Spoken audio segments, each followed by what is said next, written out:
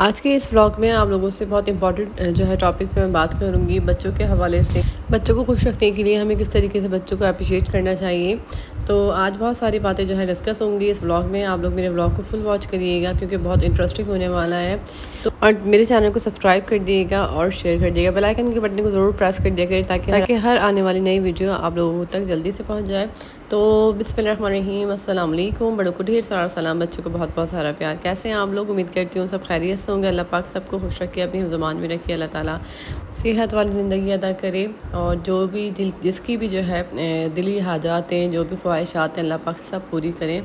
तो यहाँ पर जो है ना रात का टाइम और मैं बच्चों के कपड़े प्रेस कर रही हूँ क्योंकि सुबह जो है पेरेंट्स टीचर मीटिंग है स्कूल में और इन लोग का जो है रिज़ल्ट भी जो है मुझे मिलेगा। तो इसलिए जो है यहाँ पर बच्चों की तैयारी करके रख रही हूँ और साथ में अपने अबाया भी प्रेस कर लूँगी। तो मेरी वैसे कुछ तबीयत आज यार ठीक नहीं चल रही। मेरी आवाज़ से भी शायद आप लोग को महसूस हो रहा हो, मेरे गले में बहुत ज़्यादा ना छाले हुए हैं पूरे मुंह में और फ्लू भी बहुत ज़्यादा हुआ है। तो बस ये था कि मेरी हिम्मत नहीं हो रही थी। मैंने बच्चों से कहा कि अपने बाबा को ले जाओ, लेकिन बाबा जो है वो जाने पर राज़ी नहीं थे क्योंकि वो जो स्कूल जाते ही नहीं बच्चों के। हालांकि जाना चाहिए, पेरेंट्स को मदर फादर दोनों को जाना चाहिए, लेकिन मेरे हस्बैंड नहीं जाते। तो इसलिए जो है मुझे जाना पड़ता है क्योंकि वो ज़्यादा लोगों में ना परेशान हो जाते हैं और ना उनसे जो है फेस नहीं हो पाते इतने सारे लोग। तो इसलिए मैं ही जाती हूँ हर जगह बच्चों की कोई भी बात हो। तो खैर यहाँ पर बच्चों के कपड़े वगैरह प्रेस कर रही हूँ और खैर हिम्मत बच्चों के लिए करनी पड़ती है पेरेंट्स को, क्योंकि बच्चे जो है ना ये छोटे छोटे मोमेंट होते हैं बच्चों के, जो हमें साथ जो है बच्चों की सेलिब्रेट करना चाहिए इन मोमेंट्स, क्योंकि इसी से ना आपके बच्चे खुश होते हैं। और बच्चों के ना बहुत हमें नहीं पता होता कि बच्चे अंदर से कितने सेंसिटिव हैं, बच्चों को क्या बात ज़्यादा महसूस हो रही है, क्या बात जो है बुरी लग रही है। तो मैंने ये देखा अपने बच्चों का कि मेरे बच्चे जब इनकी मीटिंग होती है ना, तो अगर मैं ये बोलूँ कि मेरी तबीयत ठीक नहीं है तो ये इतने ज़्यादा सैड हो जाते हैं और ना फिर कहते हैं कि मम्मा आप हमें भी नहीं बोलिएगा, हम पढ़ाई करें, आप हमें भी बोलती है, फिर आप हमारे साथ जाती नहीं है। तो उस तरीके से ऐसी बातें करते हैं, ऐसे दिल दुखाने वाली, कि मैं कभी भी ऐसा नहीं होता कि मैं इनकी कोई भी मीटिंग जो है ना मिस करूँ। और फिर जब रिज़ल्ट निकलता है इन लोगों का तो मेरा ये होता है कि मैं अपने बच्चों को कुछ ना कुछ उनकी फेवरेट चीज़ जो है दिलाऊँ, कुछ खाने की या कुछ कोई भी चीज़ जो मुझसे फरमाइश करते हैं। वैसे अल्लाह का शुक्र है मेरे बच्चे बहुत ज़्यादा मुझसे बड़ी फरमाइशें नहीं करते क्योंकि उनको पता है कि मम्मा के पास जितने भी जो है पैसे होंगे उनके खर्चे के होंगे और मम्मा ने जो है ना ये इन काम के लिए रखे हैं। तो इसलिए वो मुझसे ना इतनी ही फरमाइश करती इतनी मैं पूरी कर सकूँ। बाबा से उनकी अलग होती है और मुझसे अलग होती है।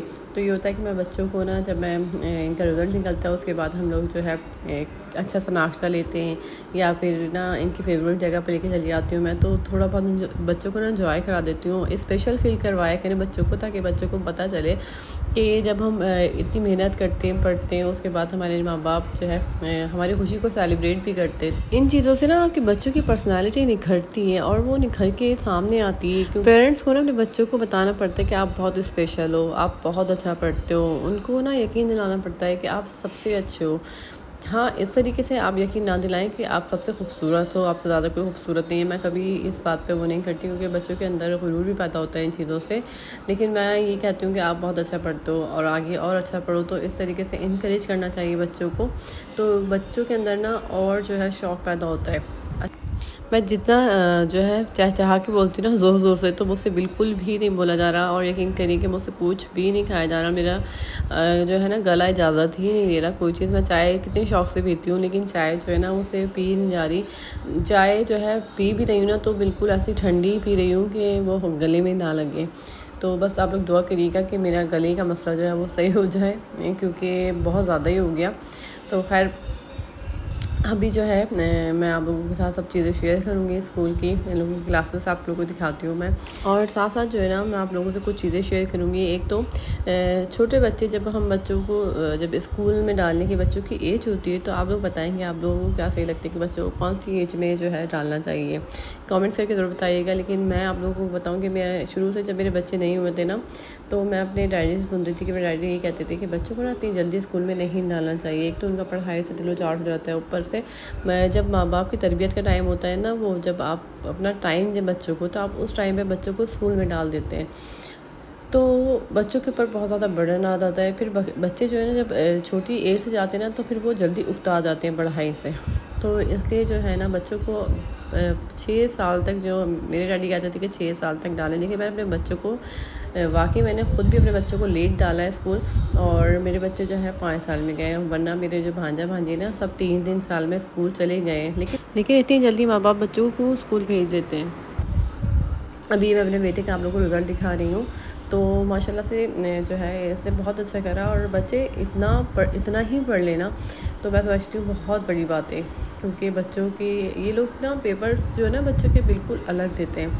मतलब पढ़ाई इतनी ज़्यादा होती है और पेपर्स जो होते हैं वो बहुत बहुत मुख्तसर होता है, लेकिन पूरा उसमें से पूरे सिलेबस में से ही देते हैं। हर जैसे फिल इन द ब्लैंक्स में दे दी या ट्रू फॉल्स में दे दी, या जगह जगह मतलब अलग अलग तरीक़ों से ये पेपर्स जो है बनाते हैं। तो मुझे ये तरीका बहुत ज़्यादा अच्छा लगता है, क्योंकि बच्चों को ना लिखने में फिर आसानी होती है। लेकिन ये है कि बच्चों को पूरा सिलेबस याद करना पड़ता है। और फिर बच्चे जो है ना इतने मासूम, मुझे इतना प्यार आता है अपने बच्चों को देख के। सभी बच्चे जो इतने भारी भारी बैग लेके जाते हैं, पढ़ते लिखते, और एक उनके ऊपर बोझ होता है ना। देखिए वो सिपारा भी पढ़ रहे हैं और ट्यूशन भी जा रहे हैं, स्कूल भी जा रहे हैं। तो सोचें बच्चे कितने जो है, हमें बच्चों पे तरस आना चाहिए, लेकिन माँ बाप जो है ना तरस खाने के बजाय बच्चों को, मासूम बच्चों को और प्रेशराइज़ करते हैं कि और अच्छा पढ़ो, और अच्छा पढ़ो, ये नंबर्स कम है, इतने आने चाहिए, ये याद नहीं करा। तो मैं सोचती हूँ कि माँ बाप ही अपने बच्चों के इतने बड़े दुश्मन होते हैं। अगर बच्चे पढ़ रहे हैं ना तो उनको पढ़ने दें, जिस तरीके से वो पढ़ रहे हैं, जैसा वो पढ़ने दें, उनको अप्रिशिएट करें उसी में। जब आप अप्रिशिएट करेंगे ना तो देखें खुद ही आपका बच्चा जो है ना अच्छा पढ़ेगा, और वो खुशी खुशी जो है स्कूल भी जाएगा। लेकिन आप जितने बच्चों को डिस्करेज करेंगे ना तो उतना बच्चा पढ़ाई से भी भागेगा, उसकी पर्सनैलिटी ख़राब हो जाएगी। ओवरऑल आप उसको जो है इतना हर्ट कर देंगे कि उससे वो ना हर चीज़ से मायूस हो जाता है। तो पहले अच्छा जब मेरे बच्चे नए नए स्कूल लगे थे ना तो मुझे इतना आइडिया, मैंने आप लोगों से कहा था कि पहले मुझे इन चीज़ों के बारे में इतना आइडिया नहीं था। मुझे पता नहीं था कि बच्चों की हमें किस तरीके से तरबियत करनी चाहिए। तो जब मुझे ये मालूम करने के लिए मैंने डॉक्टर जावेद इकबाल, मैं उनको शुरू से देखती हूँ। अब तो मैंने ये देखा है कि हर ब्लॉग्स में जो है पेरेंट टिप्स दी जाती हैं, हर चीज़ जो है बताई जाती है। लेकिन पहले इतना ये चीज़ें आम नहीं थी, 2-2.5 साल पहले की ये बात है। तो तब मैं उनको डॉक्टर जावेद इकबाल को देखती थी, कासिम अली शाह को देखती थी। मैं बहुत जो है ना सुनती थी इन लोगों को, और मुझे इन चीज़ों से ना बहुत कुछ जो है मैंने सबक सीखा है। और मुझे वाकई ये सबक मेरी ज़िंदगी में ना मेरे बच्चों के लिए ना बहुत ही हेल्पफुल जो है वो साबित हुआ है। क्योंकि अब मैं देखती हूँ कि हर जगह बताया जाता है बच्चों के बारे में। आप जैसे जो है यूट्यूब पे आते हैं तो आ रहा होता है पेरेंट टिप्स, तो ये बहुत अच्छी बात है। और एक ये मैं चेंज देख रही हूँ कि हमारे माशरे में मतलब ऐसा इतना ज़बरदस्त चेंज आ रहा है कि औरतें जो है ना इतने अच्छे अच्छे टॉपिक पे बात कर रही हैं, और इस तरीके से मतलब डांस वगैरह से हम चीज़ों से जो है ना हम दूर जा रहे हैं। अच्छी बात है कि हमें जो है ना कुछ अच्छी बात सिखानी चाहिए लोगों को। तो बच्चों को ना मैंने जो अपनी ज़िंदगी में जो सीखा ना, मतलब मेरा अभी कुछ ही टाइम गुजरा, मेरे बच्चों की इतनी ज़्यादा एज नहीं, लेकिन यही एज है जिसमें मैं अपने बच्चों को कुछ सिखा सकती हूँ, एक अच्छा इंसान बना सकती हूँ।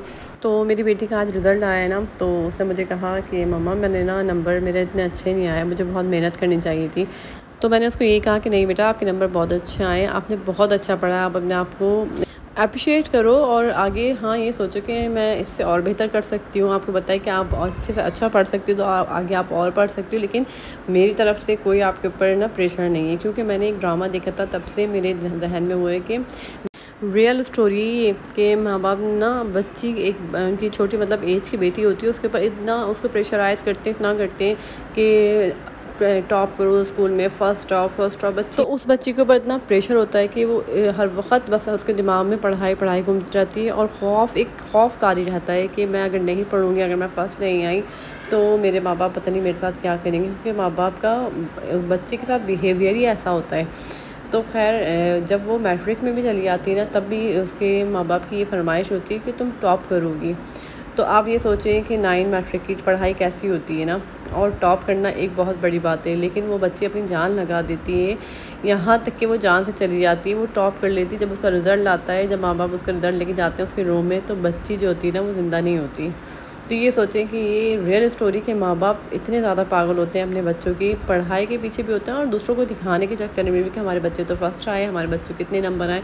तो ये इनमें कोई कंपटीशन नहीं होता। आप अपने बच्चों को ना किसी कंपटीशन में मत डालें, अपने बच्चों का ख्याल रखें, मोहब्बत करें। और ये बहुत मासूम है, इनको जो है ना माँ बाप की तवज्जो की, उनकी मोहब्बत की ज़रूरत होती है। आप अपने बच्चों से ना, अगर आप माँ बाप कोई गलती करते हैं ना, अपने बच्चों से माफ़ी मांगें। हमें जो है ना अपने बच्चों से माफ़ी मांगने में ना कोई शर्म नहीं आनी चाहिए कि अगर हमने अपने बच्चों को कभी मारा है ना, या हमने अपने बच्चों को कभी तेज़ आवाज़ में बात करी, तो आप अपने जो है बच्चों को बिठाएं और कहें कि बेटा मुझसे गलती हो गई, मैंने आपके साथ जो भी ज़्यादती करी है, आपको किसी बात पे गिल्ट है कि मैंने अपने बच्चों के साथ ये करा, तो अपने बच्चों को बोलें कि मैंने आपके साथ ये करा लेकिन मुझे नहीं करना चाहिए था, मैं आपसे सॉरी करती हूँ।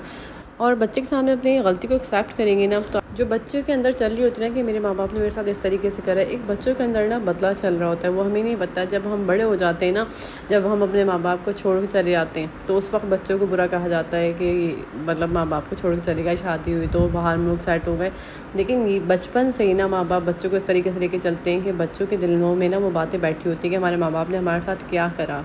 ये छोटी बात नहीं है, बहुत बड़ी बात है। आप इस चीज़ को समझें और अपने बच्चों से जो ना अपनी गलती को तस्लीम करें, उनसे सॉरी करें और कोशिश करें अपने बच्चों के साथ बिहेवियर अपना बहुत अच्छा रखें। और माँ बाप की सबसे फ़र्स्ट प्रायोरिटी ना बच्चों की तरबियत होनी चाहिए, क्योंकि हमारे बच्चे हमारा खुला सासा है और हम अपने बच्चों को जो है ना बेहतर तरबियत देंगे, बेहतरीन इंसान बनाएंगे, तभी हमारे माशरे में भी ना जो आजकल जो चीज़ें चल रही हैं, तो इससे जब हमारे बच्चे जो अच्छे इंसान बनेंगे ना, उससे बहुत बड़ा चेंज आएगा। चलिए इन्हीं बातों के साथ मैं अपने ब्लॉग का एंड करती हूँ। अपना ख्याल रखिएगा, बहुत सारा मुझे दुआ में याद रखिएगा। अल्लाह हाफ़िज़।